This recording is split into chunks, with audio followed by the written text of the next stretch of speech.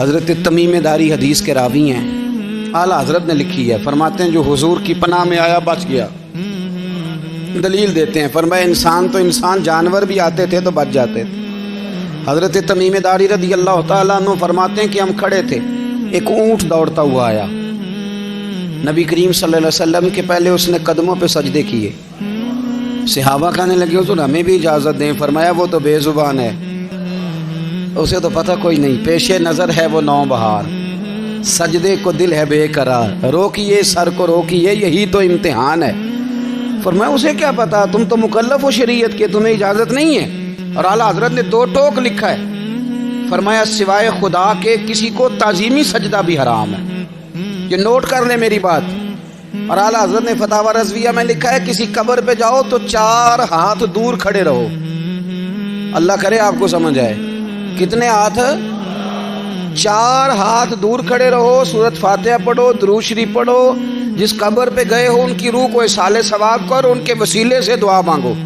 اعلیٰ حضرت فرماتے ہیں قبر کو سجدہ بالاتفاق حرام ہے، طواف قبر کا کرنا بالاتفاق حرام ہے، بوسہ لینے میں اختلاف ہے کہ جائز ہے کہ ناجائز ہے، لیکن بوسے سے بھی چونکہ شک پڑتا ہے تو فرماتے ہیں احمد رضا کی رائے یہ ہے کہ بوسہ لینے سے بھی بچا جائے۔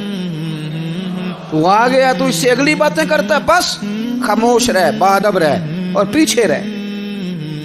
تو حضرت تمیم داری کہتے ہیں یہ حدیث اعلیٰ حضرت نے لکھی ہے لمن والعلا میں، فرماتے ہیں کہ اونٹ نے پہلے سجدہ کیا، قدم چومے، پھر اس نے حضور کے کان میں کوئی بات کہی، روزے دے دوالے نے غلامہ دیاں ٹولیاں، ایک پیا سن دے کروڑاں دیاں بولیاں، یعنی اونٹ نے بات کی تو حضور نے وہ بھی سن لی۔ اعلیٰ حضرت کہتے ہیں جو پناہ میں آتا ہے بچ جاتا ہے، کہتے ہیں رسول کریم نے نا اونٹ کی پشت پہ ہاتھ پھیرا اور اللہ کے محبوب فرمانے لگے فکر نہ کر، اب تو آ گیا ہے نا تو جیسے تو کہے گا ویسے ہی ہو جائے گا، جیسے تو کہے گا ویسے ہی۔ ابن ماجہ میں موجود ہے، پر میں چونکہ فاضل بریلوی رحمۃ اللہ علیہ کی کتاب سے پیش کر رہا ہوں الامن والعلا سے، تو میں اسی انداز میں پیش کر رہا ہوں جس انداز میں وہاں ہے۔ حضرت تمیم داری کہتے ہیں کہ ہماری سمجھ میں بات کوئی نہ آئی، تھوڑی دیر گزری تو کچھ لوگوں نے ہاتھوں میں رسیاں پکڑی ہیں، خنجر پکڑے ہیں، دوڑے آئے، یا رسول اللہ یہ ہمارا اونٹ ہے۔ حضرت تمیم داری کہتے ہیں میں نے دیکھا کہ جب وہ آ گئے نا خنجر لے کے تو اونٹ حضور کے پیچھے چھپ گیا، آج لے ان کی پناہ، آج مدد مانگ ان سے، وہ حضور کے پیچھے چھپ گیا۔ تو کہتے ہیں کہ نبی کریم صلی اللہ تعالیٰ علیہ وسلم نے فرمایا کیا مسئلہ ہے بھائی؟ یا رسول اللہ ہمارا اونٹ ہے، ذبح کرنے لگے تھے دوڑا ہے۔ حضور فرمانے لگے وہ تو تمہاری شکایت کر رہا ہے۔ وہ کہتا ہے یا رسول اللہ میں نے برسوں ان کی نوکری کی، برسوں میں نے بڑی نوکری کی۔ صحیح کہتا ہے یا رسول اللہ؟ ٹھیک کہتا ہے حضور، اب بوڑھا ہو گیا ہوں، تھوڑا زیادہ بوجھ نہیں اٹھا سکتا، تو مجھے ذبح کر کے کھانا چاہتے ہیں، میں مرنا نہیں چاہتا۔ نبی کریم فرمانے لگے اچھے لوگ یہ صلہ دیتے ہیں، انہوں نے عرض کی حضور آپ حکم کر دیں، ہم اس کو چھوڑ دیتے ہیں یا رسول اللہ، نہیں ذبح کریں گے، خدمت کریں گے۔ حضور فرمانے لگے نہیں، اب میرے پاس آیا ہے نا، اب میں نے واپس نہیں کرنا، آج ہو گیا ہے، آج لے ان کی پناہ، آج مدد مانگ ان سے، آج ہو گیا یا رسول اللہ پھر رکھ لیں۔ حضور نے فرمایا نہیں بھائی پیسے بتاؤ کتنے؟ یا رسول اللہ نہیں کچھ نہیں۔ نبی کریم علیہ السلام نے فرمایا نہیں، بتاؤ کتنے، بتاؤ کتنے؟ انہوں نے کہا حضور ایک دفعہ ریٹ لگایا تھا تو 100 دینار لگا تھا، حضور نے فرمایا بلال دے دو 100 دینار، 100 دینار دے دیا۔ اعلیٰ حضرت فرماتے ہیں دیکھو ان کی پناہ میں آنے کی برکتیں کتنی ہیں۔ ان سے کہا تم جاؤ، وہ چلے گئے، حضور نے پشت پہ ہاتھ پھیرا، فرمایا جا تو آزاد ہے۔ حضرت تمیم داری کہتے ہیں وہ پہلے گیا پھر پلٹ کے آیا، اس نے نبی پاک کے کان میں کو بات کی، کئی باتیں کی، پر میں ایک بات کرتا ہوں، کئی باتیں کی، ایک بات کی تو حضور رو پڑے، اونٹ چلا گیا۔ ہم نے عرض کی حضور یہ کیا کہہ گیا ہے؟ تو محبوب فرمانے لگے یہ کہہ گیا یا رسول اللہ جس طرح آپ نے مجھے چھری سے بچایا ہے، میں دعا کرتا ہوں اللہ آپ کی امت کو جہنم سے محفوظ فرمائے، اللہ جہنم سے بچائے آپ کی امت، اس طرح مجھے چھری سے آپ نے محفوظ کیا۔ اعلیٰ حضرت فرماتے ہیں کن چکروں میں پڑے ہوئے ہو، کن چکروں میں؟ پیسوں کی پناہ لیتے ہو، عہدوں کے پیچھے چھپتے ہو، دولت کے پیچھے چھپتے ہو، تعلقات کے پیچھے چھپتے ہو، فرمایا مصیبت آئے گی تو یہ سارے ہٹ جائیں گے۔ اگر پناہ لینی ہے تو مدینے والے محبوب کی پناہ لو، दरवाज़े रसूल पे आओ, नबी करीम की बारगाह में झुको, हुजूर से प्यार करो।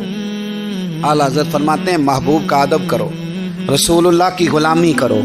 फरमाते हैं फिर के गली गली तबाह, ठोकरें सब की खाएं क्यों, दिल को जो अक्ल दे खुदा तो तेरी गली से जाए क्यों।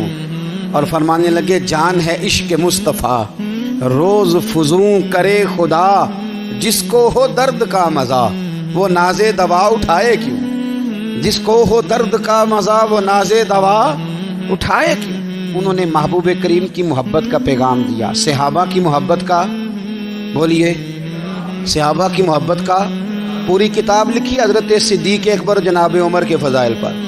और मज़े की बात यह है कि आला हज़रत ने ना उर्दू शायरों में से किसी को तौफीक नहीं हुई हुजूर को शहनशाह कहने की। आला हज़रत ने कहा मेरे नबी शहनशाह हैं। दलील क्या दी? फरमाने लगे पढ़ो तिरमिज़ी, हुजूर ने फरमाया मेरे दो वज़ीर ज़मीनों में हैं, दो आसमानों में। ज़मीन के दो वज़ीरों के नाम अबू बकर और उमर हैं, आसमान के दो वज़ीर हैं जिबरील और मीकाईल। आला हज़रत कहने लगे हुजूर वज़ीर तो किसी शहनशाह के ही होते हैं, फिर कह लो ना शहनशाह।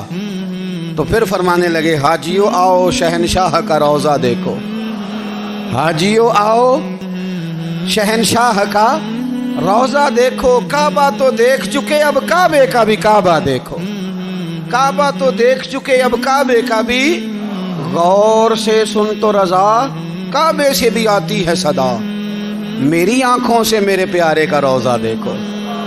आला हज़रत ने सारी ज़िंदगी और सहाबा किराम की बात की, अहले बैत की बात की, औलिया की बात की, सूफिया की बात की, दिफा किया सबका, सबके शानों में लिखा, उम्मत को बतलाया कि अपने बुजुर्गों से जुड़े रहोगे तो बचे रहोगे। आला हज़रत ने तंज करने से, तनकीद करने से, बिला वजह गलतियां निकालने से और एक दूसरे पर लान तान करने से हमें बचने को कहा। आला हज़रत फरमाते हैं कोई इल्म अगर आ जाए ना तो उसका माना ये नहीं कि सबको जाहिल समझ लेना चाहिए। समझ आ रही है मेरी बात की? हम जिस शोबे में भी होते हैं ना, सामने वाले को अनपढ़ ही समझते हैं। मौलवियों के बारे में बहुत लोगों का ख्याल है कि ये पता नहीं कौन सी मखलूक है, इनको क्या पता दुनियादारी का। मैं सही कह रहा हूँ। इसी तरह जो मेरे शोबे से ताल्लुक़ रखने वाले लोग हैं वो कहते हैं शायद सारे ताजर दो नंबर तरीके से ही माल कमाते हैं। ये हो नहीं सकता, ऐसा हो नहीं सकता। हमें ना दूसरों की अहमियत की खबर रखनी चाहिए। हम एक दूसरे से प्यार, हम तंज करते हैं, तनकीद करते हैं। फाज़िल बरेलवी मना करते थे, आप फरमाते ये तरीका दुरुस्त। हम जब गलतियां निकालने पे जाते हैं तो माज़अल्लाह इतना ऊपर बन जाते हैं कि माज़अल्लाह सुम्मा माज़अल्लाह अल्लाह रसूल तक पहुंच जाते हैं। आला हज़रत के ज़माने में एक शख्स ने कह दिया नबी पाक का ख्याल आए तो नमाज टूट जाती है। अकल है ना जी, जहाँ मर्जी ले जाओ। वो कहने लगा जी मैंने खालिस अल्लाह के लिए पढ़नी है ना फ़लसफ़ा जी, नबी पाक का ख्याल आए तो नमाज। आला हज़रत फरमाने लगे तू बड़ा ही पागल है। जब तू कहेगा अस्सलामु अलैका अय्युहन नबी, ख्याल आएगा कि नहीं? फरमाने लगे तू बड़ा ही नादान है। जब तू कहेगा अल्लाहुम्मा सल्ली अला मुहम्मदिन व अला, ख्याल आया कि नहीं आया? फरमाने लगे तू नबी पाक की बात करता है, नमाज में तो अब्बा अम्मा का भी ख्याल आता है। रब्बना इग़फिरली वाली वालिदैया। फरमाने लगे रब्बे के ख्याल से नहीं टूटती तो मदीने वाले के ख्याल से कैसे टूट गई? फरमाने लगे बड़ा ही बेवकूफ़ है तू। आला हज़रत फरमाने लगे तू कहते है हुजूर का ख्याल आए तो टूट जाती है। फरमाने लगे जब तक हुजूर का ख्याल आए ना नमाज होती ही नहीं। जब तक हुजूर का ख्याल ना आए नमाज होती ही नहीं, सवाल ही नहीं पैदा होता। लोगों ने कहा जनाब वो किस तरह? तो आला हज़रत फरमाने लगे अल्लाह ने कहा कुरान में वाक़िमुस्सलात, नमाज पढ़ो। ये नहीं बताया कितनी पढ़नी है, और ये भी नहीं बताया फजर की कितनी पढ़नी है, ये भी नहीं बताया ज़ोहर की, ये भी नहीं बताया क़याम कैसे करना है, हमें ये भी नहीं बताया रुकू कैसे करना है। हमें पता कैसे पता चला? जब सहाबा ने कहा ना रब कहता है नमाज पढ़े तो कैसे पढ़े, तो हुजूर फरमाने लगे सल्लू कमा रअयतुमूनी उसल्ली, नमाज उस तरह पढ़ो करो जिस तरह मुझे पढ़ते हुए देखते हो। तो कहा ये तो कैसी अजीब बात कर रहा है कि नबी करीम सल्लल्लाहु अलैहि वसल्लम का ख्याल आए। और फिर बड़ी मज़ेदार बात, एक शख्स ने आला हज़रत से आके ना, उस ज़माने में ना एक आर्या मज़हब होता था, अब अल्लाह का शुक्र है वो कोई नहीं। अब वैसे जो बड़े नए नए मज़हब निकल आए हैं, जो आदमी जितना पढ़ जाता है माज़अल्लाह वो एक नई बात ही शुरू कर देता है, और जो अनोखी बात करे उसके पीछे रश भी ज़्यादा हो जाता है। स्टाइल ज़रा हट के हो ना जी तो ज़रा माहौल जल्दी बन जाता है। تو وہ آریہ مذہب تھا، تو وہ ایک آریہ آ گیا اعلیٰ حضرت کے پاس، آ کے کہنے لگا کہ فرض کی اہمیت زیادہ ہے کہ سنت کی؟ تو اعلیٰ حضرت فرمانے لگے بھئی اہمیت تو فرض کی زیادہ ہے۔ تو کہنے لگے آپ کا وضو تو پھر سنت سے شروع ہوتا ہے، وضو میں پہلا فرض ہے منہ دھونا، اور آپ سب سے پہلے ہاتھ دھوتے ہیں، یہ بھی سنت، ناک میں پانی ڈالنا یہ بھی، کلی کرنا یہ بھی۔ میری بات کی سمجھ آ رہی ہے؟ اس نے کہا یہ آپ عجیب لوگ ہیں، فرض اگر بڑا ہے تو پہلے فرض ہونا چاہیے تھا۔ سمجھ آ رہی ہے میری بات کی؟ لوگ دین پر بڑے بڑے مختلف اعتراضات کرتے ہیں نا، اس نے کہا جی پہلے ہونا چاہیے تھا فرض، تو منہ دھونا فرض ہے، آپ نے گھٹنوں تک ہاتھ دھوئے، اب یہ جو آپ نے ہاتھ دھوئے یہ بھی سنت، کلی کری تو وہ بھی سنت، ناک میں پانی ڈالا تو وہ بھی سنت، تو آپ تو چوتھے نمبر پہ فرض ادا کر رہے۔ تو اعلیٰ حضرت فرمانے لگے تم اصل میں محبوب کا غلام نہیں نا، ہاں تجھے کیا پتا ہو یہ بات کیا ہے، تو بیٹھ جا ہم سے سن، ہم تجھے بتاتے ہیں۔ اس نے کہا جی کیا مطلب؟ فرمانے لگے یہ محبوب جو ہے نا ہمارے، یہ ہمیں بڑی جگہوں سے بچاتے ہیں، یہ بچا بچا کے فرائض تک لے جاتے ہیں۔ کیا کیا مطلب؟ کہنے لگے حضور نے ہمیں کہا ہے کہ پہلے نا ہاتھ دھو لو، پتہ چل جائے پانی زیادہ گرم تو نہیں، منہ جالی نہ جائے، پہلے نا دیکھ لو۔ فرمایا پھر ناک میں ڈال کے پتہ کرا لو کہ اس میں سے بدبو تو نہیں آتی، سنت بھی ادا ہو گئی، پتہ بھی چل گیا بو تو نہیں آ رہی، اور فرمایا پھر منہ میں ڈال کے چکھ لو کہ بد ذائقہ تو نہیں۔